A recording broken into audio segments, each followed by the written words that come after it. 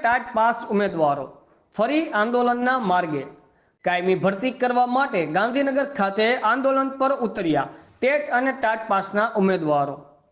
કાયમી શિક્ષકોની ભરતી અન્વયે ટેટ ટાટ ઉમેદવારોની 1 કિલોમીટર લાંબી લાઈન જોવા મળી।